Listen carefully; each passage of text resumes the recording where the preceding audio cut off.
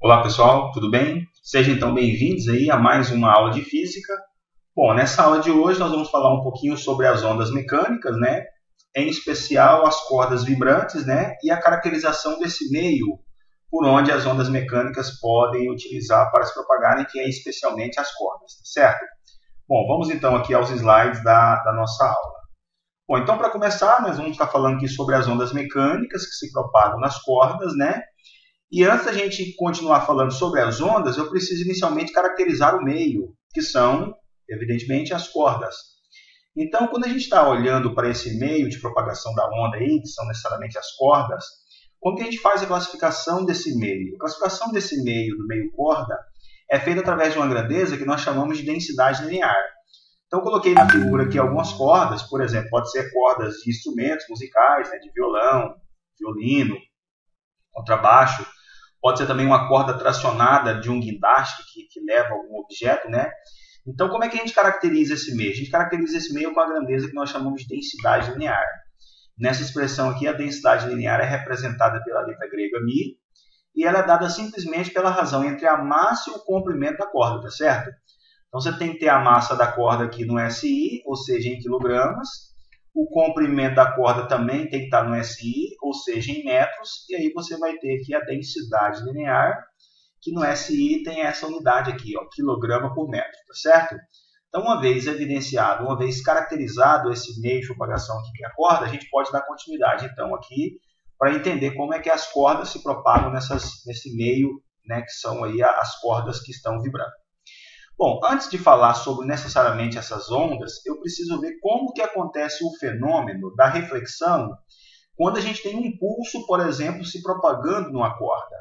Então, para facilitar aqui a compreensão, imagine você que eu tenho aqui uma extremidade como essa aqui, tá certo? E nessa extremidade aqui eu fixei uma corda, né? Como a gente fixou uma corda aqui, ó, o que acontece? Essa extremidade aqui, ela está fixa. Imagine que eu perturbei essa corda, eu oscilei essa corda na vertical e começou a aparecer aqui alguns pulsos, né? Então, olha, o que acontece quando esse pulso está chegando aqui? Ó? Quando esse pulso está chegando aqui, ó, nessa extremidade que está fixa, perceba que eu tenho uma crista se movimentando, né? Então, a crista está se movimentando aqui da direita para a esquerda. Quando ela incide nessa superfície, ela vai sofrer uma reflexão. E olha o que aconteceu aqui com a reflexão da corda, a reflexão do pulso. Ela sofreu uma inversão de fase, né? Chegou uma crista e saiu um vale. Então, isso é o que nós chamamos de mudança da inversão de fase, né? Então, houve uma inversão da fase. Quando que isso vai acontecer? Isso vai acontecer sempre que a extremidade da corda estiver fixa, né? Então, havendo a fixação da extremidade da corda, nós teremos uma inversão de fase. Agora, e se essa corda não tivesse com a sua extremidade fixa? Se essa corda tivesse com a extremidade móvel? Olha aqui esse outro exemplo. Olha, eu coloquei aqui novamente uma corda, porém eu botei lá na extremidade agora uma argola, né? Então, essa corda agora não está com a extremidade fixa, essa extremidade está móvel. Mais uma vez, eu perturbei aqui a minha corda, tá certo? Perturbando aqui a corda, o que eu posso observar? Eu percebo aqui que quando ela chega lá na extremidade, chega lá uma crista, acontece a reflexão e sai dessa extremidade, novamente, o quê? Uma crista. Então, quando as extremidades não estiverem fixas, quando elas estiverem móveis, nós vamos ter a manutenção da fase. Quando a extremidade estiver fixa, nós vamos ter o quê? Uma inversão de fase. Então, isso é o que acontece quando a gente tem aqui o fenômeno da reflexão das ondas em cordas, beleza? Bom, agora a gente vai ver aqui uma onda em especial que é chamada de onda estacionária. Então, primeiramente, o que é uma onda estacionária? Onda estacionária é uma onda que, primeiro, não transporta energia. Então, efetivamente, ela é caracterizada por não transportar energia. E quando que as ondas estacionárias são formadas? Elas vão ser formadas quando a gente tiver ali o encontro de uma crista, tá certo? Com um vale, ou de uma onda incidente encontrando com a sua outra refletida, né? Então, imagine que eu tenho um determinado meio que eu estou perturbando, está aparecendo ali algumas ondas, ela vai encontrar na superfície extrema, vai haver a reflexão e o encontro novamente das ondas incidentes com as ondas agora refletidas. Esse encontro dessas ondas vai formar o que nós chamamos de onda estacionária. Então, olha só, eu coloquei um exemplo aqui, ó. Olha só isso aqui, ó. Vamos fazer de conta que eu tenho aqui um instrumento musical, sei lá, um violão, e eu tenho aqui a minha corda esticada. Esse tracejado que eu coloquei aqui, ó, tá vendo? Isso aqui é a minha corda que está esticada. Se eu começar a perturbar esse meio, ou seja, a tocar essa corda, o que vai acontecer? Vai surgir ondas, né? Essas ondas vão se propagar na direção da corda. O que acontece quando essas ondas chegarem na extremidade? Elas vão sofrer uma reflexão. Como a extremidade está fixa, o que vai acontecer? Vai haver uma inversão de fase. Então, se chegar na extremidade uma crista, vai sair de lá o quê? Um vale, né? Então, imagine que eu coloquei aqui essa corda para vibrar. E o que está acontecendo, gente? Vai haver o encontro das ondas incidentes com as ondas refletidas. Esse encontro vai formar o que nós chamamos de onda estacionária, né? Então, essa onda estacionária vai se formar com a criação de vários fusos. Essa figura que eu estou mostrando para vocês aqui, ó, indica uma onda estacionária. Cada intervalinho desse aqui, ó, que tem um formato de uma elipse, que tem um formato oval, é o que nós chamamos de fuso, tá certo? E nesse intervalo aqui, ó, nessa extremidade, o que está acontecendo? Eu tenho aqui chegando uma crista e saindo um vale. Então, se está chegando uma crista e saindo um vale, o que vai acontecer nessa extremidade?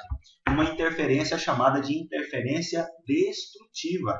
Então, nesses pontos aqui, ó, que são formados pela extremidade, e aqui no encontro dos fusos, nós sempre teremos aqui interferências chamadas interferências destrutivas. Nessa região central, eu terei uma interferência construtiva, tá certo? Então, beleza. Então, cada intervalinho desse aqui é um fuso. Bom, a forma mais simples que uma corda pode vibrar é quando ela forma só um fuso, desse jeito aqui, ó. Então, quando eu tiver uma corda vibrando e formando uma onda estacionária com uma configuração que tem esse formato, essa aqui é a maneira mais simples que a minha corda pode vibrar. Essa maneira mais simples ela é chamada de quê? De modo fundamental, ou simplesmente primeiro harmônico. Pois bem, quando a minha onda estacionária numa corda, então, estiver vibrando com o modo fundamental, ou com o primeiro harmônico, como que eu faço para descobrir quanto que vale o comprimento de onda dessa onda aqui? Ó? Ou melhor, como é que eu relaciono esse comprimento de onda com o comprimento da corda? Então, eu coloquei aqui um valor genérico para o comprimento da corda, tá certo? Então, o comprimento da corda aqui tem um valor genérico que é L, e eu quero saber quanto que vale o comprimento de onda. Olha, é bem fácil eu descobrir isso, porque aqui, ó, eu tenho apenas um fuso, o comprimento desse fuso aqui, ele vale meio lambda, tá certo? Ele vale meio lambda. Por que ele vale meio lambda? Olha só. Daqui, ó, até lá, eu tenho uma onda completa. Então, se daqui até lá eu tenho uma onda completa, quanto que vale o comprimento de uma onda completa? É lambda. Se eu tenho a metade de uma onda, ou seja, um fuso, eu tenho meio lambda. Pronto, então eu posso relacionar assim, ó, esse comprimento da corda aqui, ó, L, é igual a metade, ou seja, a metade de um comprimento de onda, tá certo?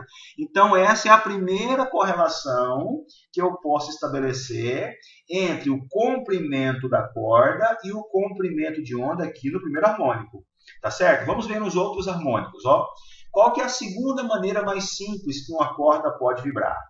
A segunda maneira mais simples que uma corda pode vibrar é quando ela formar essa configuração aqui, tá vendo? Então, quando ela estiver com essa configuração aqui, ó, nós teremos a segunda maneira mais simples que a corda tem de vibrar, tá certo? Então, vamos lá. Como é que eu estabeleço uma correlação entre o comprimento de onda e o comprimento da corda aqui no segundo harmônico? Ora, fácil, ó. O meu L, que é o comprimento da corda, é igual. Quantos fusos que eu tenho aqui? Ó? Basta contar, não tem 2 fusos? Então, é 2 que multiplica meio lambda, porque cada fuso vale meio lambda, beleza? Então, essa é a correlação entre o comprimento da corda e o comprimento de onda. Eu vou mostrar mais um modelo para vocês. Ó. Esse aqui é o terceiro harmônico. Por que é o terceiro harmônico? Porque eu percebi a formação de 3 fusos. Então, vamos lá. Como é que eu relaciono o comprimento de onda com o comprimento de corda? Ora, fácil. Ó. O comprimento da corda é L, que é igual a 3, que multiplica o quê? Meio lambda. Por que 3? Porque eu tenho 3 fusos. Por que meio lambda? Porque cada fuso vale a metade de um comprimento de onda. Então, novamente, essa é a correlação que eu tenho, né, entre o comprimento da corda e o comprimento de onda. Agora, eu posso estabelecer uma correlação genérica. Imagine que eu tenho uma corda aqui formando, sei lá, N fusos, tá certo? Cada fuso vai ser um harmônico. Então, se eu tiver um fuso, primeiro harmônico. 2 fusos, segundo harmônico. 3 fusos, terceiro harmônico. N fusos, N harmônico. Olha, como é que eu faço para relacionar, então, um número de fusos qualquer? Aqui, ó, L, que é o comprimento da corda, é igual a N, que é o número de fuso, que multiplica o quê? Que multiplica meio lambda, tá certo? Então, essa é a correlação que nós podemos estabelecer entre o comprimento da corda e um comprimento de onda qualquer, beleza? Isso para quê? Para as cordas vibrantes, para as cordas que estão sendo vibradas aí em instrumentos musicais, né, e formando, consequentemente, as ondas estacionárias, beleza? Alguns aspectos importantes a gente pode estabelecer aqui sobre a propagação dessas ondas. Primeiro, ó, embora o harmônico da onda possa mudar, quando o harmônico muda o comprimento de onda, tem uma coisa que não vai mudar. O que não vai mudar lá no primeiro harmônico, no segundo, no terceiro, etc. Não vai mudar a velocidade. A velocidade da onda não muda. E por que a velocidade da onda não muda? A velocidade da onda não muda porque o meio não mudou. Perceba que eu estou trabalhando aqui com uma onda mecânica, né? Então ela tem as características do meio vão influenciar na velocidade da onda, como a gente mostrou lá para vocês na equação de Taylor. Então a velocidade da onda não vai mudar. Sendo assim, o que eu posso estabelecer? Eu posso falar que V1 igual a V2? Quem que seria V1? É a velocidade da onda no primeiro harmônico. Quem que é V2? É a velocidade da onda no segundo harmônico. Essa igualdade é válida? É válida porque o meio não mudou. Agora vamos lá, como é que eu posso calcular V1 e V2? Ó, eu mostrei para vocês que uma das maneiras de calcular a velocidade é lambda F. Então a velocidade da onda no primeiro harmônico é lambda 1 F1. A velocidade da onda no segundo harmônico é lambda 2 F2. Pois bem, eu vou pegar as equações que eu acabei de mostrar para você, você que está assistindo a aula aí, deve estar anotando, pega a sua equação lá do primeiro harmônico, que aparece o lambda 1, e isola para mim o lambda 1. A mesma coisa no lambda 2. Pega a equação lá do segundo harmônico e isola o lambda 2. Quando você isolar o lambda 1, você vai ver que lambda 1 vale quanto? 2 L's. Quando você isolar o lambda 2, você vai ver que o lambda 2 vale quanto? 2L dividido por 2. Então, o que eu fiz aqui? Eu apenas substituí o lambda 1 em função de L e o lambda 2 também em função de L. Pronto, ó. Vamos cortar o L, que está multiplicando de um lado do outro. Vamos cortar o 2, que aparece em cima e embaixo. O que sobrou para mim? Ó, 2F1 é igual a F2. Ou simplesmente F2 igual a F1.